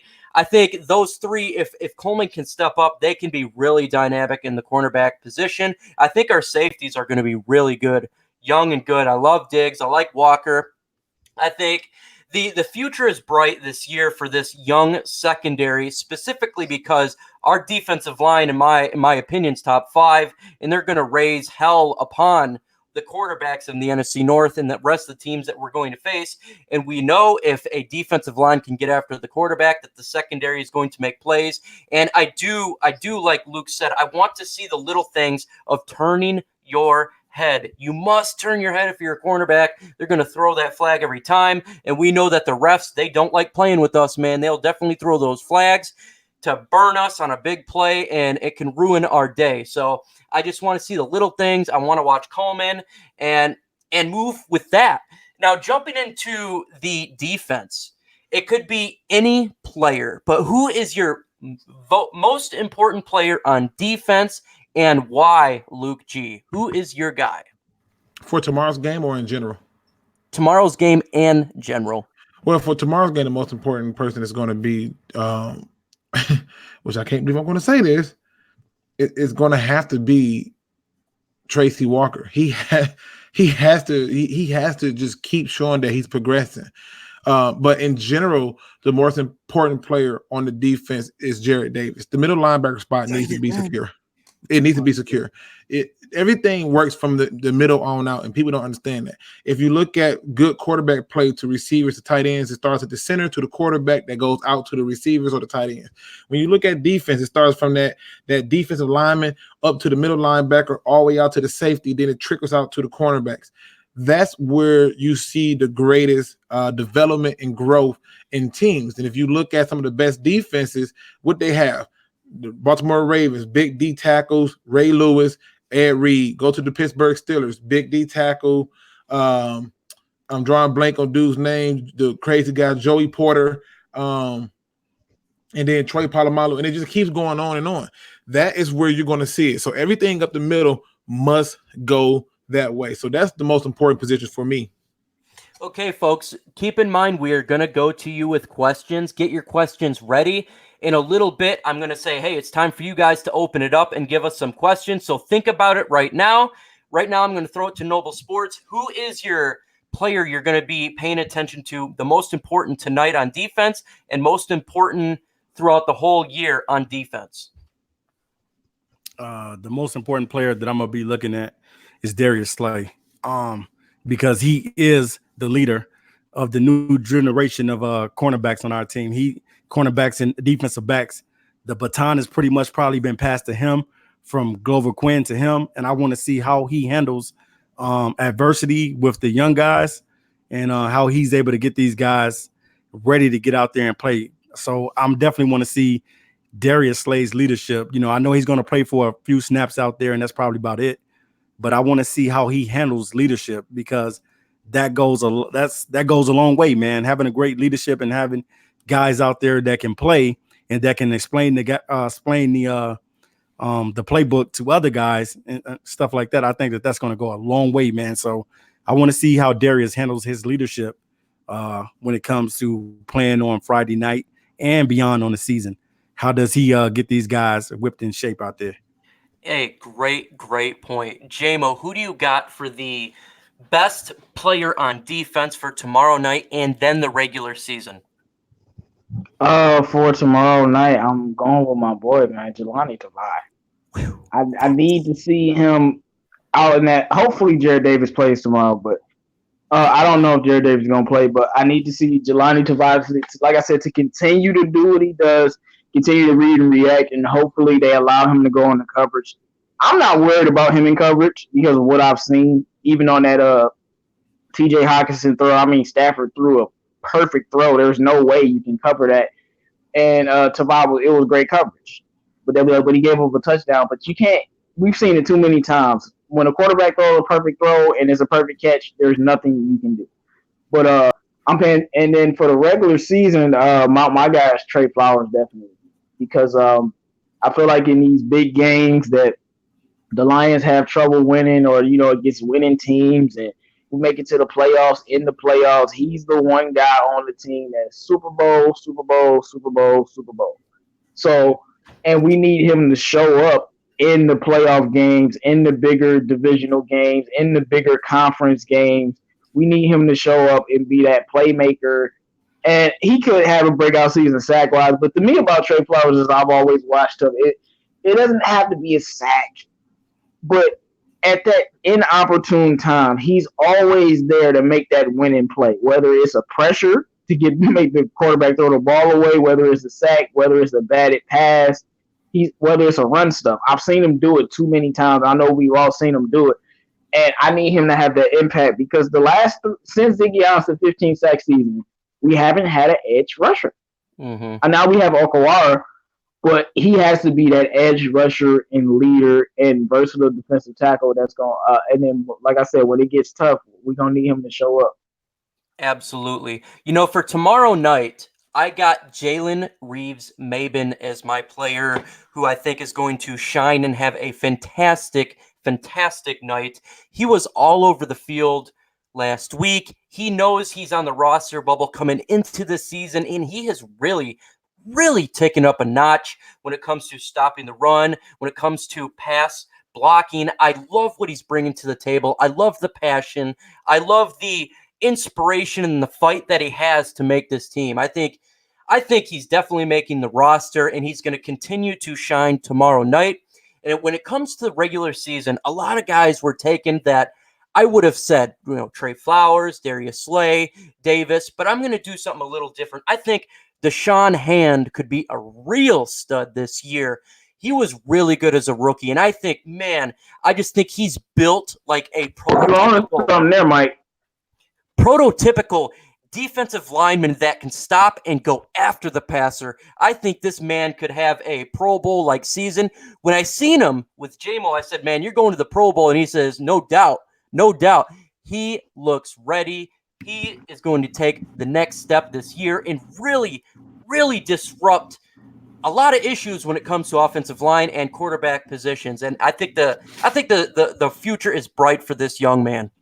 I think we're not talking about, but I think you're right on that. He has to stay healthy, but when I see Deshaun Hand and I watched him and you look at his history, basically his whole football life, he was heralded as this amazing prospect, 5-star recruit. And I feel like now he can live up to potential. His potential is really high. He could end up being the best defensive lineman on our team. And he was really great last year. So, he couldn't get the sack numbers because he wasn't playing as much. I like that pick. I think he could end up being one of them sneaky, amazing players. Absolutely. And again, he's natural in that position, and it looks good. It really looks good. I'm going to switch it now to the offense, and I'm going to throw it at Luke G first. For tomorrow night, who is your player who's going to have the outstanding game, and who is the best offensive weapon for the Lions this season? Well, for me, the player who I think is going to have the outstanding game tomorrow is going to be it's got to be Fulgham. I think he understands his role. I think he understands. You got Fulgham? Yeah, Travis Fulgham. I think he understands his role because he's going to get targeted more because they're not going to have too many plays for the starters to be out there. So he's going to have to step his part up. Now they've already, premiered Ty Johnson. They've already somewhat premiered TJ. They're not going to. They're still evaluating, and to be honest, Fulgham had a few passes that he dropped that should have been easy catches, and he dropped them. But I think overall, in terms of this year, the biggest difference for the best offensive player should be one of our tight ends, whether that's TJ Hockenson or Jesse James. That needs to open up to create so much more depth and dynamic in the offense so that teams are no longer allowed to look at it. I'm just happy that we don't have to worry about Theo Reddick coming in and teams going, forget the run. It's pass. No, but they got to run it back. Somebody on Twitter kind of upset me with this. It was like, what's the difference between Ty Johnson and Theo Reddick? And I was like, speed. And it was like, that's it? I'm like, what are you talking about? Well, I think it's more like than that. Theo Reddick has always been slow. Like, never had speed. I don't know if speed is the difference between the two as much as it is running back ability to have vision. To have, but see, to me, speed is overrated. For me, it's more of a having vision, having the ability to run between the tackles. Theo Reddick could not consistently run between the tackles and the guards. He just couldn't do it. Ty has already shown that he has the vision and the ability to do that, and that's where you see the biggest difference between them two. Speed is cool, But for No, me, I've seen Theo Riddick get caught more times than Tom Brady trying to run and scramble. yeah, but getting Like, caught has nothing to do with what the problem was with Theo Riddick. The problem with Theo Riddick was he was not running between the tackles, he was not running up the gut, and he wasn't a consistent runner. He was simply a pass threat catcher out the backfield who couldn't even block for the quarterback. He was essentially a one-trick pony. That's all it was. This guy and Ty Johnson can run between the tackles, has the speed to go with it, but he can run between the tackles. He can at least catch at the backfield, and it creates a different conundrum. When he's in the game, nobody is saying that it's a pass. They're saying, what is this? When Theo Riddick's in the game, it was pass. Jamal Adams knew it. Every team we played knew it. They're going to know it if he stay on the Broncos roster. It is what it is. He just does not consistently run between the tackles and run between those offensive linemen, and that's where he failed to earn his stripes. Hey, you make some great points there. Absolutely. JMO, when it comes to the offensive weapon tomorrow night and the regular season, who do you have? Tomorrow, Brandon Powell. I mean, he's getting the opportunity. I expect him to get a lot, and I expect him to get a lot of catches. It's just consistency. I think he's making this team for sure. Like, Kurt's leaving was literally his spot being given to him by the Lord. But I think I'm serious, man. Because like Curse was the only guy, because it's like it's different kinds of receivers you can go after, but Curse was like very similar to Powell. He had that veteran, knew the offense and stuff. So, but Powell's definitely making the team. I think he's gonna have a great game. And the person who I think is gonna be our best offensive player this upcoming season, I would have to go with Stafford, just because and not because he's the quarterback, but I think it's gonna be a lot of points scored. And it's going to be a lot of games won when Stafford is going to have like 2 touchdowns. But we're going to win the game. And I think he's going to have a really, really great year. And when I'm looking at all these weapons, when I'm looking at how good I expect Kerryon Johnson to be, because Kerryon would be my second person on the list. Ooh, good. I'm thinking about, because like when Stafford had a run game, he still threw for 5,000 yards. So it can work. You just need help, and you just need the right kind of offense. And I know a lot of people, we will run the ball a lot, but I'm telling you, there's going to be some games where we're not running the ball enough and we still win. Book it. Absolutely, man. I mean, you make some fantastic points there and really on target. Noble Sports, when it comes to tomorrow night, Yes, who is your offensive weapon? And for the regular season, who do you have for this team? Offensive weapon for tomorrow night, I'm going to have to say, I'm going to have to go with Fulgham. I'm going to have to go with Fulgham as well, because I want to see this young guy get that opportunity to catch more balls. I want to see him. I want to see his route tree more than anything else. Is he crisp with his routes? You know what I'm saying? How is he catching the ball? Things of that nature. I want to see him, because I want to see him make this team. And it's still murky with not knowing who the 4th and the 5th receiver is going to be, but I'm thinking in Powell. I can see that. I think with Powell, I mean, these guys might end up getting picked up by different Fulgham, the real deal. You know what I'm saying? Because you're looking at the future replacement probably for Marvin. So definitely, man, I want to see what Fulgham has to bring to the table, and is he really ready to be that guy? I saw all I needed to see from him when he made that catch off of that horrible pass from David Fells. I'm like, okay, that's a catch right there. Catch, man. Yeah, that's you. Like, I'm telling you, man, I'll pay attention to, first of all, you have to make the basic Larry Fitzgerald catches, just them simple, boring-looking catches that Luke talked about. But put it like this. That's a catch that average players don't make. And then considering the quarterback he's going to be playing with, I see nothing but a bright future for Fulgham. Hey, absolutely. Stay healthy, of course. He could be the Kenny Galladay type pick where we get him, I don't know if he has that speed that Kenny has, but yeah. Go ahead, Noble. Yeah, he could be that sleeper. Okay. So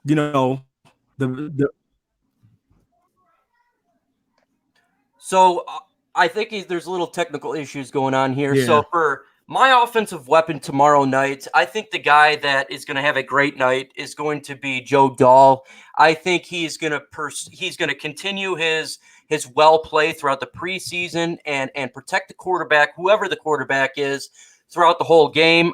He built up so much muscle in the top half of his body when he was a little pudgy, and now he's a different looking beast.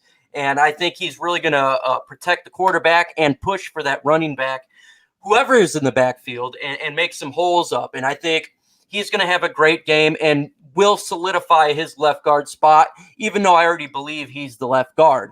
And for the offensive weapon throughout the whole year, who I think is going to have the best year, I'm going with Kerryon Johnson. I think Kerryon Johnson's really going to help this offense out.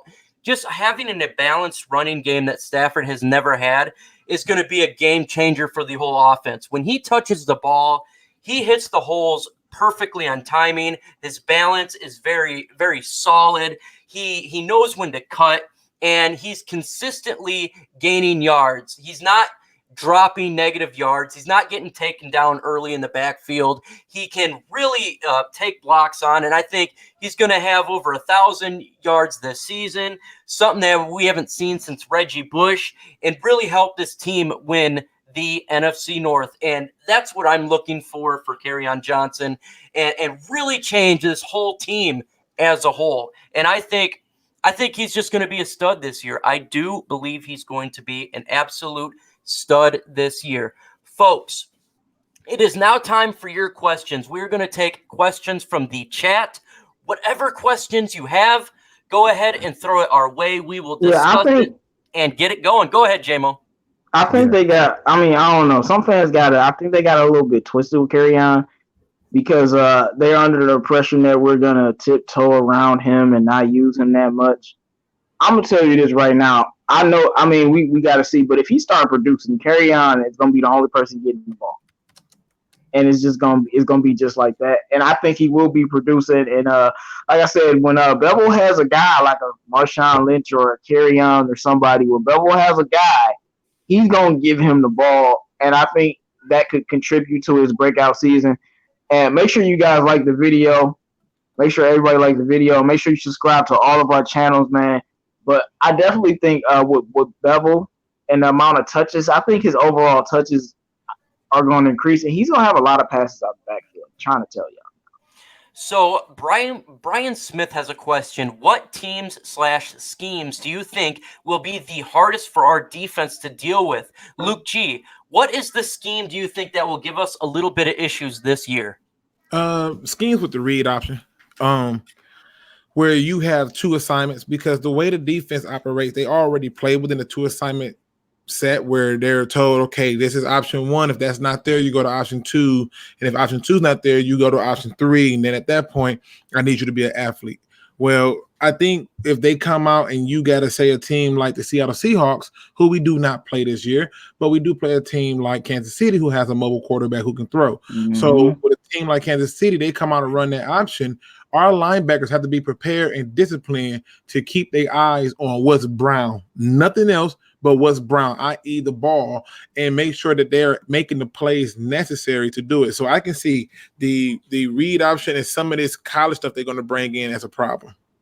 And I got a great question here from John Martin, and you already know I'm going to JMO with this one. Is Jelani Tavai going to be Defensive Rookie of the Year? JMO, what do you got? I did want to answer that other question first. Go ahead. Is Jelani Tavai going to be Defensive Rookie of the Year? Yes, he is. You heard it here first. What you talking about? 6 sacks, 3 interceptions, put 3 stacks 7 tackles. He said, "Put 3 stacks on it." Hey, no, I'm gonna be honest with you. If he gets enough playing time and he doesn't get cooked in coverage early and he's adapting well, hey, the longer he on the field, the worse it's gonna be for the opponent. That's what I'm gonna say. But the other question, I think it's 3 teams that I'm paying attention to from a scheme perspective. The Broncos, because the Fangio with the Bears. I've already seen the Broncos in the preseason and Yelich preseason, but that defense is looking ferocious, and Bradley Chubb is looking like a pop. So I think on that side of the ball, they're going to be very good, and it's going to give Stafford a lot of problems, and the offense in general a lot of problems. and I think they'll be tough. Also, the Vikings.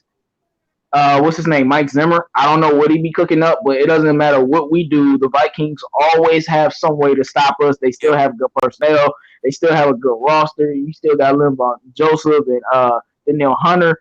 Like they're still the Vikings. They know our team better than other people in the division. And then the other team that I think will have problems with, even though I picked us to win this game, is the game Luke was talking about, the Chiefs. I think we're gonna win that game, and it's gonna be a shootout, but it's not gonna be easy. Patrick Mahomes gonna roll out and throw these Aaron Rodgers throws that we've been used to seeing for the last 10 years, and they gonna score points. I'm sorry, especially if Tyreek Hill is playing, they're scoring points, and I think that's going to be very, very tough. And it's just gonna come down to which one of our quarterbacks decides to turn the ball over the most. That's what I think. That's gonna decide who wins that game. But I definitely think the Chiefs are gonna give us problems. I concur with that. Winning that game. Man.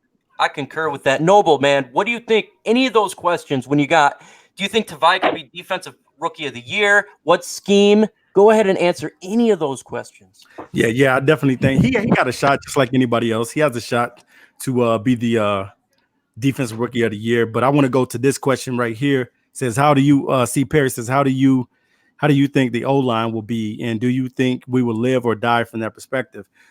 I heard something very profound today from Shannon Sharp, and he said you can't win football games without being able to have an offensive line and be able to block. And that's going to be detrimental to us this season. If we don't have an offensive line, we're not going to do anything. And that's just keeping it real. You know, if we don't have an offensive line that can block and sustain block, and they're not getting Matthew Stafford killed out there and getting sacked 17 times in 2 weeks, we're going to be in trouble, man. I think everything is predicated in the trenches. It's where we're going to earn our money at. It's where we're going to have our keep at. We have to be good on the offensive line, or Kerryon Johnson is not going to be able to do the things that he needs to do. Yeah, he'll do something, but he won't do as much as he can do, like a line like the Dallas Cowboys line is with Ezekiel Elliott. That's why Ezekiel Elliott is one of the best running backs in the game, because he has an offensive line that can block. Yeah, so you was watching that segment when they were talking about Kyler Murray? Yeah. So okay. So for the Lions fans, they're talking about Kyler Murray, and Shannon Sharp, the Super Bowl champion, Hall of Famer, was saying Kyler Murray don't got no O line, and he's gonna get ate alive by the Lions, and you can't win without a whole line. So those are the people who worried about Arizona. Right. You cannot, and it's so true that he said it. It's profound that he said that you cannot win if you don't have an offensive line. You will not be able to win. It's everything that the Lions finally get an offensive line. We never really ever had one in the history of the Detroit Lions. We have not had a great offensive line, and this has to be the moment of truth. This has to be the reason why we go out and work hard and play hard and do the things that we need to do, because we need our offensive line to make sure Matthew Stafford is successful. I can remember times when Matthew Stafford looked good. Only time Matthew Stafford looks good is when the offensive line is blocking, and that's from any quarterback. We can have Aaron Rodgers on this team. It doesn't matter if you don't block for him. The guy's going to get killed, and he's going to be getting pummeled and running for his life every single week. So the offensive line in the trenches is the key for the Detroit Lions if they want to win this season. You better get that offensive line together. Woo! And that's facts. Yeah, that is definitely hashtag facts. Noble Sports just killed it right there. Absolutely. 100% agree. It is all about the trenches. It is absolutely all about the trenches. Dominique Davis says, do you think we'll have 2 or more players with double-digit sacks?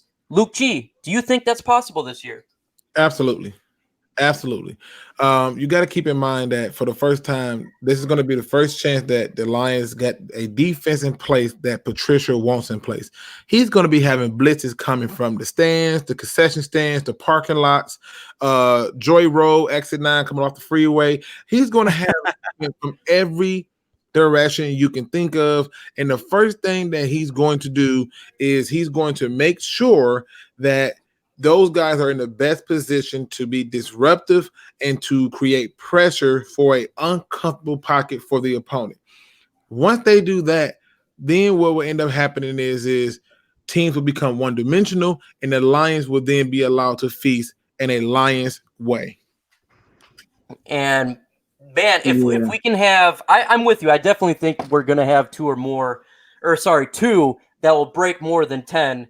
And it's really going to make a difference. This defensive line is going to be so disgusting. And I definitely believe it's possible. And it's going to be so nice to sit back and watch these guys feast upon these quarterbacks while we sit back and smile and watch. Yeah, I would say the two guys could be easily, I could say this without even thinking about it, Jared Davis and Trey Flowers. I could see that happening very, very easily because we about to see Jared Davis with snacks for a full year. But side note, for all my Lions fans that wanted Josh Allen, man, he looked like a beast out there. Yeah, I saw him. I saw him. He looked like he's going to be a good player, man. Yeah. Like, he's going to be a good player. But, yeah, man, I definitely think that that's something that we have to keep an eye on and paying attention to those things. How many touchdowns for Ty Johnson? 4. You heard it here first. And, that makes a good amount of sense. Nomis J is in the building. He is a fellow DSA member. Subscribe to Nomis if you have not done so, because the guy is awesome. What's up, Noam? Quality content, and he's 100%, man. He's with it. He knows what he's talking about, and it's great. Luke G, how many touchdowns Ty Johnson getting this year? 2, maybe 3. I don't see it. I would be shocked if he got 4. I'm gonna be honest with you. He's splitting carries with Zach Zenner. Yeah, it's a lot. CJ Anderson. I mean, I only said 4. I was gonna say about 4, at least 3 or 4. I mean, to me, 4 seem like a lot. I think unless you telling me he doing it on special teams, then that's different. But I would be very shocked if he had 4. I really would, because you got, like I said, he's splitting carries with at least 3 of the running backs, hands down. So where is he getting those? Because they're not putting him in on goal line. I think it would be big plays. I think he's gonna get some of those big play touchdowns. Yeah, I mean, I could see that, but I think at the end of the day, I think Don Burr is right. Maybe 2, maybe 3. I think 4 is a lot, especially given the fact that he's splitting carries with 3 other running backs. Yeah, that's true. And that makes a lot of sense because we do have a lot of running backs this year. So it's going to hard for him to get a lot of touches by the red zone. You think it would go to either Kerryon Johnson, CJ Anderson, and Zach Zenner. Those guys are the guys that really move the pile. And the next question here is from Brian Smith. Last year, the W over the pass shocked the league. What big W are we getting this year that no one will expect? Noble Sports, what is the win this year the Lions are going to do that's going to shock the NFL world and say, how did the Lions do that? Drum roll. Drum. I believe the big win can come against the Kansas City Chiefs. Facts. Did you hear me, guys? Facts. I need you to repeat it. Tell me, Noble. Tell me all about why we're going to beat the Chiefs. That's good. Wow. I mean, I love when he's giving his insight. It's amazing. The insight is so great. I mean, it's going to be the Chiefs because, Noble, are you there? I don't want to go. You there? Just go ahead, J-Mo. The Chiefs because, okay, you there, Noble? Go ahead. All right, anyway. I think it's going to be the Chiefs for this reason. Like I said, I think our defense is going to be top 10 to top 5, somewhere in that range. Well, I think it's going to be a couple of games where they give up a lot of points, and that's one of the games that I think they're going to give up 30 points. But I think it's going to be a very huge shootout. Is that game on national TV? I'm not 100% sure. It's a 4:00 game, though, right? So that's technically national TV. And I think a lot of people will be watching that game because I think at that time the Chiefs and the Lions will be, I don't know, we'll be 3-0. We might lose to the Eagles, but it's possible we both gonna be in 3-0. There'll be a lot of eyes on that game, and I think that's gonna be a very exciting game that we're gonna win.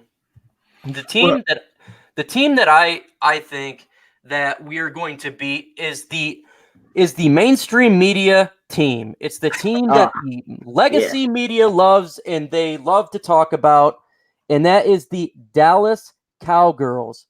I think you know. I need them cowgirls. I need them die. All the NFL networks, the Sports Center, the Monday Night Football crew, everyone's going to say the Cowboys are going to beat the Lions like it's nothing. Yeah. But This is Stafford's revenge game because we play the Cowboys hard. They beat us last time. I think we're going to turn around the favor and beat them down. Yes. And all those pundits are going to look like fools, in my opinion. Noble, go ahead.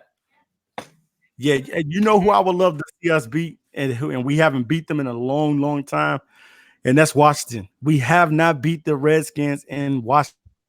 Well, we beat I would love to see the Lions. No, he's in Washington. The Though. Washington. I mean, has Stafford ever played them in Washington? Yes. Yeah. We beat them when they had RG3.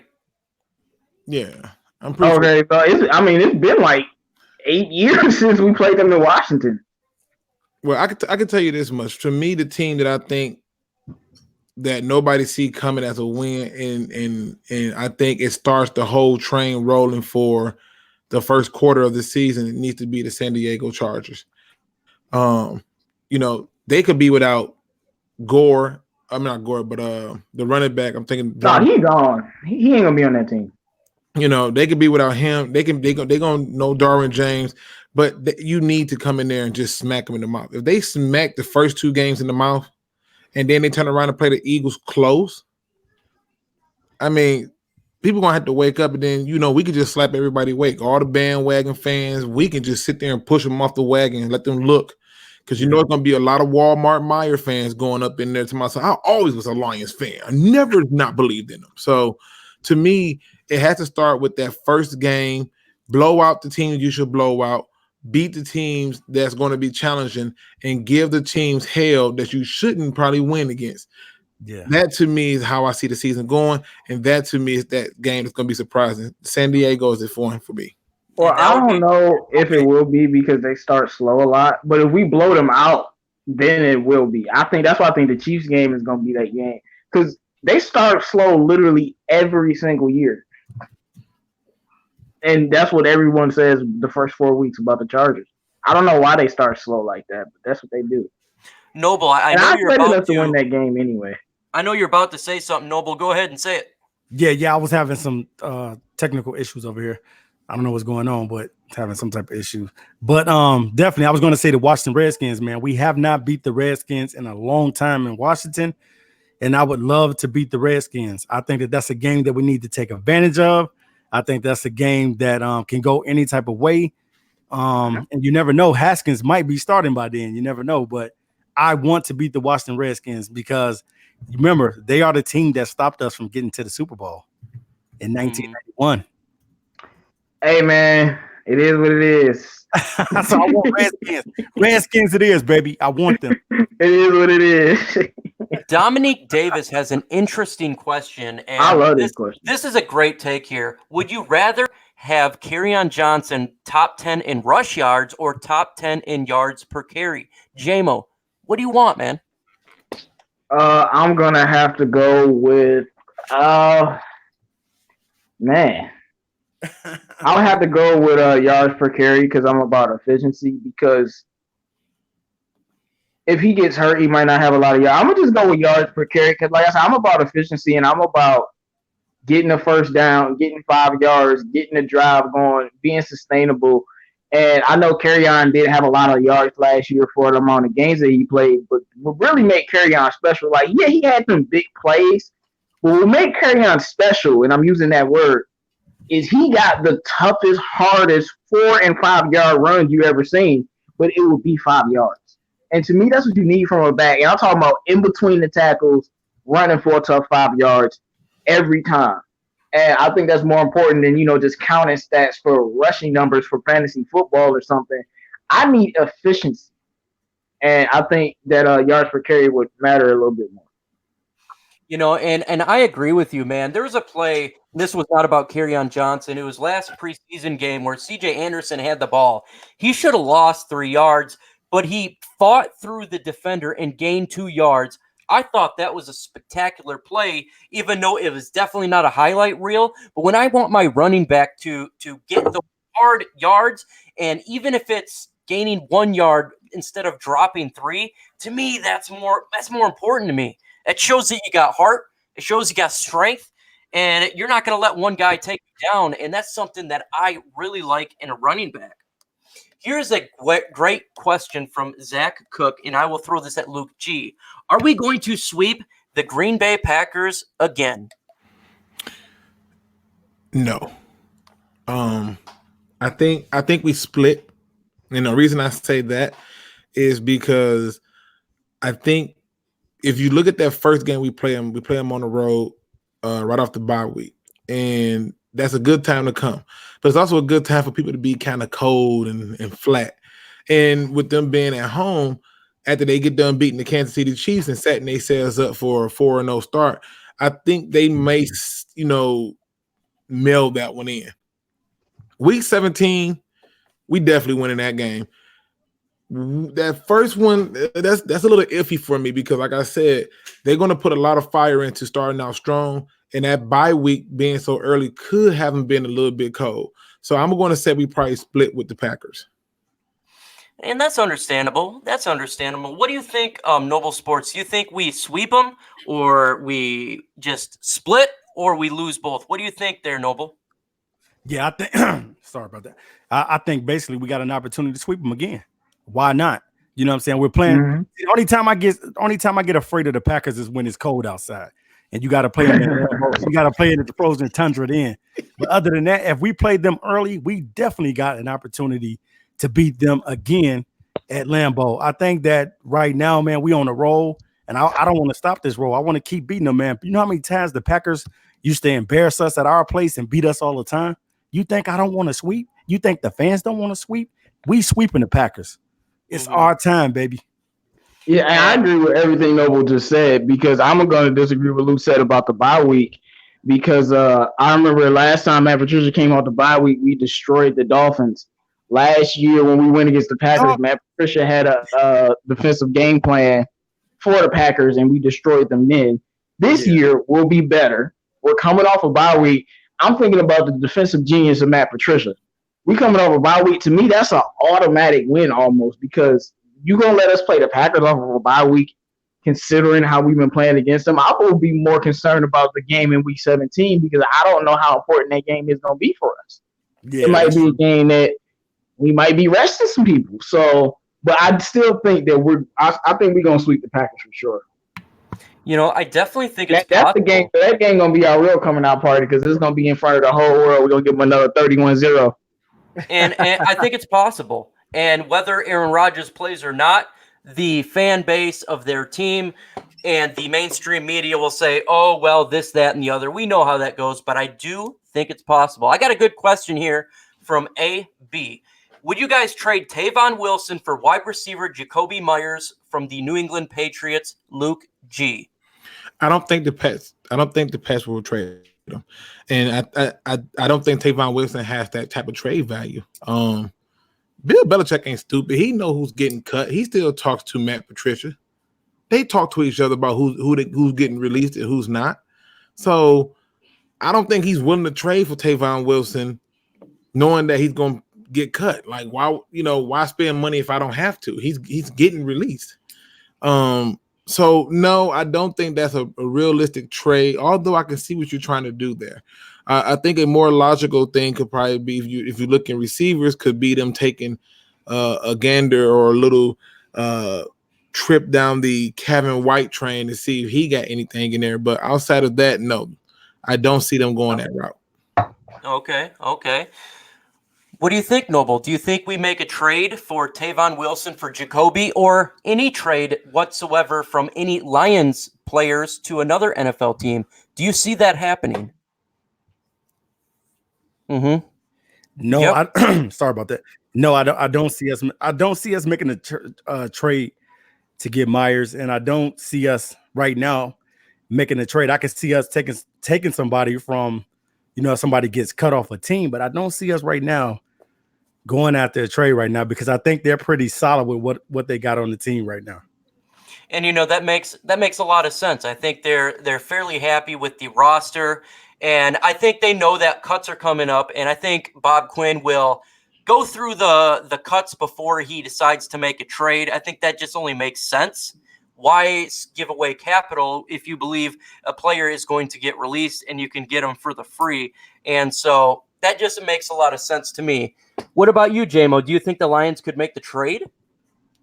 I mean, I don't think they will make the trade, but I would make the trade. I mean, I don't really know that much about Jacoby Myers, but I could care. I don't really care about Tavon Wilson, so I just give him away for a young receiver prospect. Yeah, I have a problem with that, especially with Adams now, and we still have Will Harris on the team. Miles Killebrew has versatility, even though he's a linebacker. So, I would be comfortable with doing that. I just don't think that's something that the Patriots are going to do, and I don't think that's something that we would do. Is Stafford going to throw for 4,500 yards passing? I would say very close to it. Mm-hmm. Very close. Absolutely. I think that Stafford's not going to get the 4,500 yards because I do think we're going to have a balanced offense and we're going to run it a little bit more. And so I think he could get close to it at 4,100, something like that. Where 42, but getting 45 with the amount of running I think they're going to do may be a little difficult. Noble Sports, do you think that Stafford will get up to 4,500 yards? And if not, what do you think he'll get? Well, pretty much, I think Stafford, like you said, Mike. The offense is going to be a balanced attack, so you're going to have to try to balance out the offense. You don't want Stafford throwing for 70 yards in 70 times in a game and things of that nature. So I definitely think that the offense will be balanced, and Stafford will probably have anywhere between 4,000 and probably like 4,200 yards passing. Now, I definitely want him to throw more touchdowns this season. Even if he doesn't go for a lot of yards, I would love to see Stafford get his touchdown numbers up, like 30 something. That would be good. That would be great.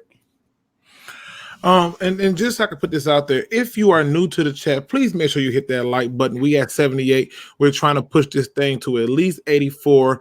If you have not hit that like button, please push that like button, get it up there, and we would certainly appreciate it. It helps get it circulated, and it helps make sure that that was a huge jump. We went to 81, so thank you. So let's keep it going, man. Get those likes up and make sure you hit that like button, people. Thank you. Yeah, go ahead, Luke G. Answer that question about the yards for Stafford. About 42. I agree with Tia. I think it's about 42.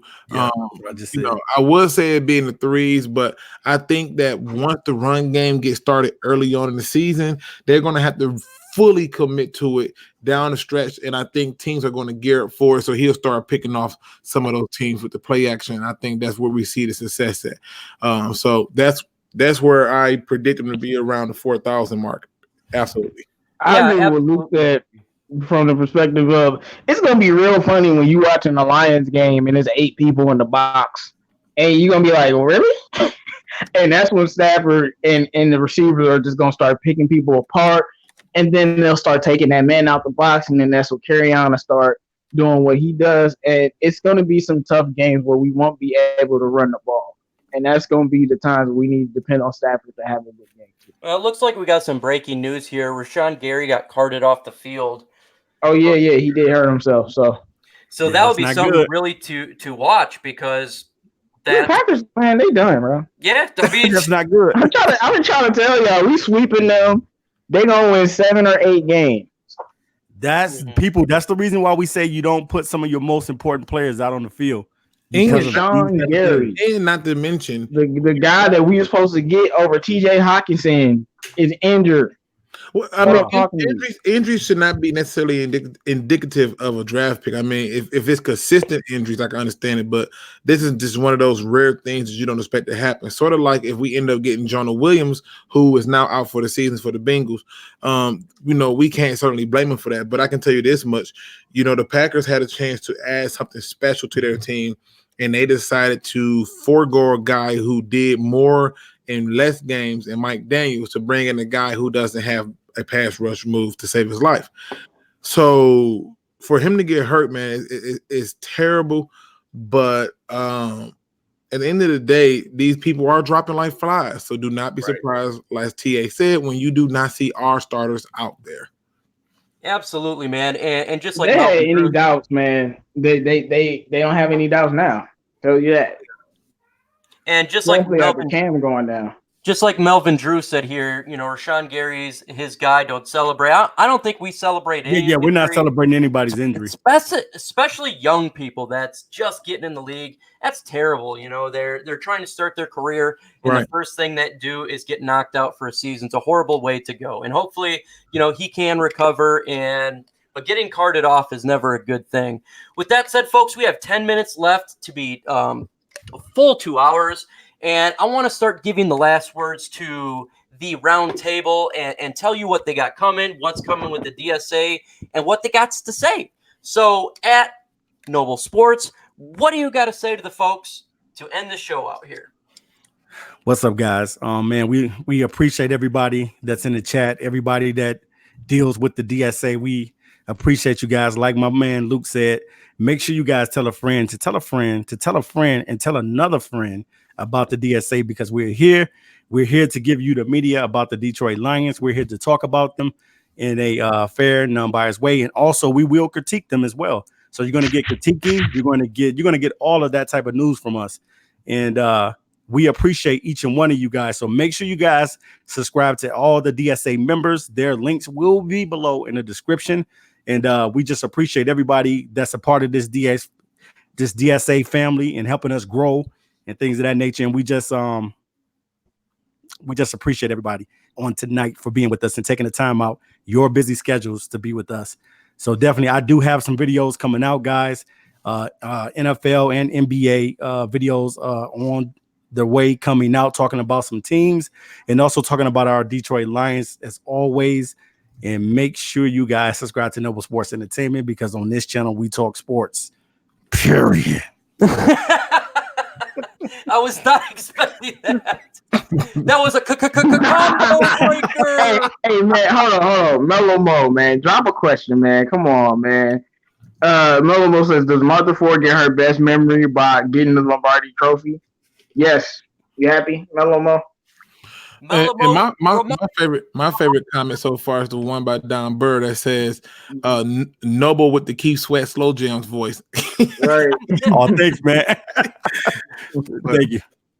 Hey, It is man, the love doctor. Mellow Mo, make sure to remind us next time we're in the roundtable. That's Tuesday, and we will definitely get your question.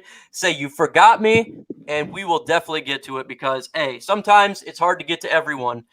J-Mo, what do you got to say to the chat when we're closing out this show, man? What do you got to say to these guys? Shout out to everybody in the chat, man. This was a fun show. I think a lot of our starters won't be playing tomorrow, but I do think a lot of the first team defense will be out there. But we need to watch out for these Fulgham and what's his name, Brandon Powell and Joe Dalton and Taylor Decker. Why are we not talking about Taylor Decker still getting cooked? This ain't good. He was getting cooked in the preseason. We need to get an APB out for Taylor Decker from 2016 because he is missing in action. But hopefully that he does well. I got a video out on the Lions defensive line. Make sure you go check that out. And I got another one about does this preseason game really matter? What does it mean, this dress rehearsal game? And we see a lot of things been going on. And like I said, look out tomorrow for Jelani Tavai. That's all I got to say, man. TJ Hawkinson, the GOAT. Absolutely, he's definitely the GOAT. And I love Bill Collier's comment. And good night, everyone. We talk sports. Micro Mike's adios. And of course, Luke G's, please do your research. Luke G, what do you got to say to the chat while we're closing this show out? Man, first of all, thank y'all for getting this video to 85 likes. We got our first thumbs down. Just came in. Appreciate you too. It's okay. We appreciate that too. Yeah. And we just want you to know that the support is phenomenal. Let's keep this same support as it goes from channel to channel to keep this movement going, so we can make sure we can get more publicity, so we can start to get into the locker rooms and the picture gets bigger. With that being said, ladies and gentlemen, I just want you to know that it is preseason. Do not play yourself. These games don't count. They are meant to be an evaluating tool. Make sure that you look at it as such and do not take too much stock into it. If you don't see your favorite player out there, just stay tuned for another week or so, and you will see your favorite players out there week one. With that being said, ladies and gentlemen, thank you, and don't be no chump, please. Please do your research.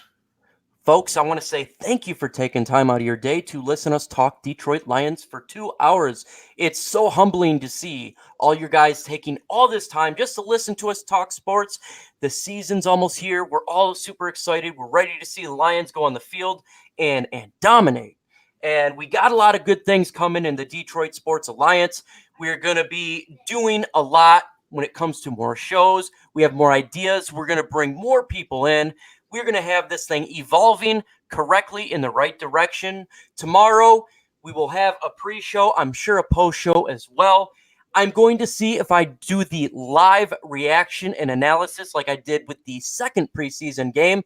But if I do it, I'm going to do it the whole time because it was a beta. I wanted to see how well it turned out, what the audience reaction would be. And all of the reaction I got was it was absolutely awesome, and to keep doing it. So I really appreciate all the kind words, all the comments you guys say, and supporting us, Detroit Sports Alliance. Again, make sure you subscribe to all the DSA members, the folks on the panel, as well as Positively, The Big Take, No Miss J, Detroit Drew, CA Sports, CA3, sorry, and the more we get subscribers, the more we can dominate the legacy media, in which that's what we love doing. With that said, folks, adios. Peace. Hey, I got one question for y'all. Have y'all